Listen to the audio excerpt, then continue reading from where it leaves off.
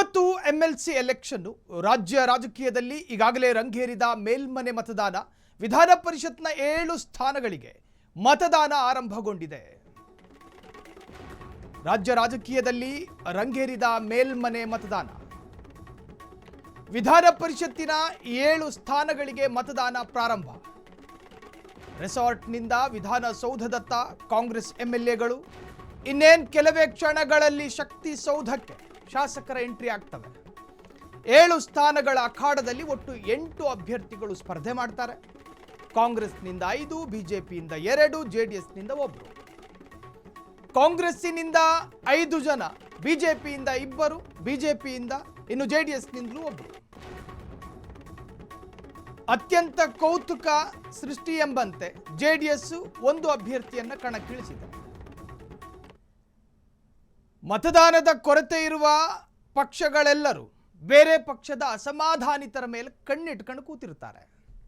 ಉದಾಹರಣೆಗೆ ಬಿಜೆಪಿಯಿಂದ ಉಚ್ಚಾಟಿಸಲ್ಪಟ್ಟ ಎಸ್.ಟಿ. ಸೋಮಶೇಖರ್ ಮತ್ತು ಹೆಬ್ಬಾರು, ಅದರ ನಟ್ಟ ನಡುವೆ ಬಸನಗೌಡ ಪಾಟೀಲ್ ಯತ್ನಾಳು. ಈ 3 ಮತ ನಾವು ಕನ್ವಿನ್ಸ್ ಮಾಡುವ ಆಧಾರದಲ್ಲಿರ್ತವೆ. ಇವರನ್ನು ಮನವೊಲಿಸಿದ್ರೆ ನಮಗೆ ಫರ್ದರ್ ಬೆನಿಫಿಟ್ಟು ಅಥವಾ ಲಾಭ. ಮೊದಲೇ ಬಂದು ಶಾಸಕ ಜಿ.ಟಿ. ದೇವೇಗೌಡರು ಮತದಾನ ಮಾಡಿದ್ರು.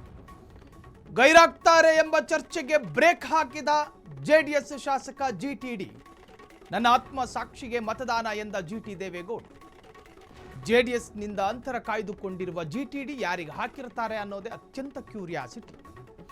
ಮೊದಲೇ ಬಂದು ಕಿರಿಯ ಶಾಸಕರಿಗೆ ಮಾದರಿ ಆದರೂ ಹಿರಿಯ ಶಾಸಕರು ಅವರು ಬರಲಿಕ್ಕಿಲ್ಲ ಅನ್ನೋ ಲೆಕ್ಕಾಚಾರಗಳಿತ್ತು, ಪೊಲಿಟಿಕಲ್ ಲೆಕ್ಕಾಚಾರ.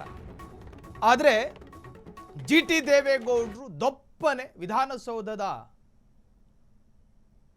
ಕೇಂದ್ರ ಬಾಗಿಲಿನಿಂದ ಎಂಟ್ರಿ ಕೊಟ್ಟಾಗ ಉಳಿದವರಿಗೆಲ್ಲರಿಗೂ ಶಾಕು. ಬರೋದಿಲ್ಲ, ಬರಲಿಕ್ಕಿಲ್ಲ, ಬರಲಾರರು, ಈ ತರಹದ ಲೆಕ್ಕಾಚಾರಕ್ಕೊಂದು ತಿಲಾಂಜಲಿ ಇಡುವಂತಹ ಪ್ರಯತ್ನಗಳಾಯಿತು. ಜಿ.ಟಿ. ದೇವೇಗೌಡರ ಮುಖದಲ್ಲೊಂದು ಕ್ಷಾತ್ರ ತೇಜಸ್ಸು ಎದ್ದು ಕಾಣ್ತಾ ಇತ್ತು.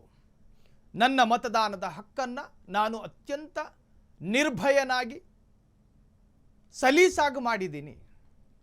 ಯಾರಿಗೆ ಹಾಕಿರ್ತಾರೆ ಅನ್ನುವಂತಹದ್ದೇ ಅತ್ಯಂತ ಕ್ಯೂರಿಯಾಸಿಟಿ. ಕಾರಣ ಇಲ್ಲಿ ಕ್ರಾಸ್ ವೋಟಿಂಗ್ ಆಗುವುದಾದರೆ ಪಕ್ಷಕ್ಕೆ ಡ್ಯಾಮೇಜ್ ಆಗ್ತವೆ, ಅಡ್ಡ ಮತದಾನ. ಸೊ ಎಂಎಲ್ಸಿ ಎಲೆಕ್ಷನ್ನು ಜನರಿಂದ ಚುನಾಯಿತರಾದ ಎಂಎಲ್ಎಗಳಿಂದ ಆಯ್ಕೆಯಾಗಲ್ಪಡುವಂತಹ ವಿಧಾನ ಪರಿಷತ್ ಸದಸ್ಯರು. ಅಸೆಂಬ್ಲಿ ಎಂಪಿ ಎಲೆಕ್ಷನ್ ಆ ಸಂದರ್ಭದಲ್ಲಿರ್ತಕ್ಕಂತಹ ಸಂಭ್ರಮ ಇಲ್ಲದಲೇ ಇದ್ದರೂ ರಾಜಕೀಯ ವಲಯದಲ್ಲಿ ಅತ್ಯಂತ ಮ್ಯಾಕ್ಸಿಮಮ್ ಸಂಭ್ರಮ ಇವತ್ತಿರ್ತವೆ. ಡಿ.ಕೆ. ಶಿವಕುಮಾರ್ ಅವರು ಸಿಎಂ ಆಗಿ ಪ್ರಥಮ ಬಾರಿ ನೋಡ್ತಾ ಇರತಕ್ಕಂತಹ ಮೊದಲ ಎಲೆಕ್ಷನ್ ಇದು. ನನ್ನ ನೇತೃತ್ವದಲ್ಲಿ ನಡೆಯುವಂತಹ ಎಂಎಲ್ಸಿ ಎಲೆಕ್ಷನ್ನಲ್ಲಿ ನಮ್ಮ ಶಕ್ತಿಗಳಿಗೆ ಯಾವ ಕೊರತೆಯೂ ಆಗಕೂಡದು ಅನ್ನೋ ಕಾರಣಕ್ಕೋಸ್ಕರನೇ ಬಿಡದಿಯಲ್ಲಿ ಒಂದು ರೆಸಾರ್ಟ್ ಬುಕ್ ಮಾಡಿಕೊಂಡು ತಮ್ಮ ಎಂಎಲ್ಎಗಳನ್ನು ರಕ್ಷಿಸುವಂತಹ ಪ್ರಯತ್ನಗಳಾಗಿದ್ದು. ಒಂದು ಸಣ್ಣ ಗುಮಾನಿ ಡಿ.ಕೆ. ಅವರಿಗಿತ್ತು. ಜೆಡಿಎಸ್ಸಿನ ಘಟಾನುಘಟಿ ನಾಯಕರುಗಳು ಕಾಂಗ್ರೆಸ್ಸಿನ ಕೆಲ ಎಂಎಲ್ಎಗಳಿಗೆ ಫೋನ್ ಸಂಪರ್ಕದಲ್ಲಿ ಒಂದಷ್ಟು ಮಾತುಕತೆಗಳನ್ನು ಆಡಿ ಅವರ ಮನವೊಲಿಸುವ ಪ್ರಯತ್ನಗಳು ತೆರೆಮರೆಯಲ್ಲಿ ನಡೆಯುತ್ತಿದೆ ಅನ್ನೋ ಒಂದು ಸಣ್ಣ ಗುಮಾನಿಯ ಆಧಾರದಲ್ಲಿ ತಕ್ಷಣ ಅಲರ್ಟ್ ಆದರು. ರೆಸಾರ್ಟ್ಗಳಿಗೆ ಎಳ್ಕೊಂಡೋಗಿ ರಕ್ಷಣೆ ಮಾಡೋದರಲ್ಲಿ ಎಕ್ಸ್ಪರ್ಟು ಅಂತ ಕರೆಸಿಕೊಳ್ಳುವ ಡಿ.ಕೆ. ಶಿವಕುಮಾರ್ ತಮ್ಮ ಶಾಸಕರನ್ನ ಬಿಡದಿಯ ರೆಸಾರ್ಟ್ನಲ್ಲಿಟ್ಟರು. ಸುದೀರ್ಘವಾದಂತಹ ಉಪನ್ಯಾಸ ಮಾಡಿದ್ರು. ನೀವು ಅಡ್ಡ ಮತದಾನ ಮಾಡುವುದೇ ಆದರೆ ಅದು ಪಕ್ಷದ್ರೋಹ. ನೋಡಿ, ಅಡ್ಡ ಮತದಾನ ಆ ಜನಪ್ರತಿನಿಧಿಗೆ ಇರತಕ್ಕಂತಹ ಹಕ್ಕದು. ಅದನ್ನು ಅಪರಾಧ, ಅದು ದೊಡ್ಡ ಪ್ರಮಾದ ಅಂತ ಹೇಳಿ ವೈಭವೀಕರಿಸುವ ಅಗತ್ಯತೆಗಳಿರೋದಿಲ್ಲ. ಆತನಿಷ್ಟ ಅದು. ಸಾಮಾನ್ಯ ಎಲೆಕ್ಷನ್ ಸಂದರ್ಭದಲ್ಲಿ ನೋಟಾ ಅಂತ ಇರುತ್ತೆ. ಅದರಂತೆಯೇ ಈ ಎಲೆಕ್ಷನ್ನಲ್ಲೂ ಕೂಡ ಆತನಿಗೆ ಇಷ್ಟಪಡುವ ಅಥವಾ ಆತ ಇಷ್ಟಪಡಲ್ಪಟ್ಟ ವ್ಯಕ್ತಿತ್ವಕ್ಕೆ ಮತ ಹಾಕೋ ಸಂಪೂರ್ಣ ಅಧಿಕಾರ ಆತನಿಗಿರ್ತವೆ.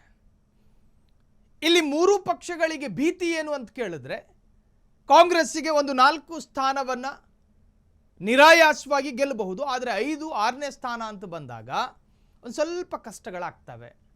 ಒಂದಷ್ಟು ಮತಗಳ ಕೊರತೆಯೂ ಕೂಡ ಕಾಂಗ್ರೆಸ್ಸಿಗೆ ಕಾಡುತ್ತೆ. ಅಂತಹ ಸಂದರ್ಭದಲ್ಲಿ ಪಕ್ಕದ ಮನೆಯನ್ನು ಇಣುಕುವ ಅನಿವಾರ್ಯತೆಗೆ ಬೀಳ್ತಾರೆ. ಅದರರ್ಥ ಜೆ ಡಿ ಎಸ್ಸು ಮತ್ತು ಬಿ ಜೆ ಪಿ ಈ ಪಕ್ಷಗಳಲ್ಲಿ ಯಾರಾದರೂ ಮಂಕಾದವರಿದ್ದಾರಾ? ಆ ಪಕ್ಷದ ವಿರುದ್ಧವೇ ಸೆಟೆದು ನಿಂತ ವ್ಯಕ್ತಿತ್ವನ ಬಂಡಾಯ ಎದ್ದು ಬೇಜಾರಿನಲ್ಲೇನಾದರೂ ಇದ್ದಾರಾ? ಈ ತರಹದ ಕೆಲ ಲೆಕ್ಕಾಚಾರಗಳಾಗ್ತವೆ. ಇನ್ನು ಈ JDS BJPಯು ಹೊರತಲ್ಲ, ಕಾಂಗ್ರೆಸ್ ಮನೆ ಬಾಗ್ಲನ್ನು ಇಣುಕೋದ್ರಲ್ಲ ಅವರು ಕೂಡ ಎಕ್ಸ್ಪರ್ಟ್ಗಳೇ.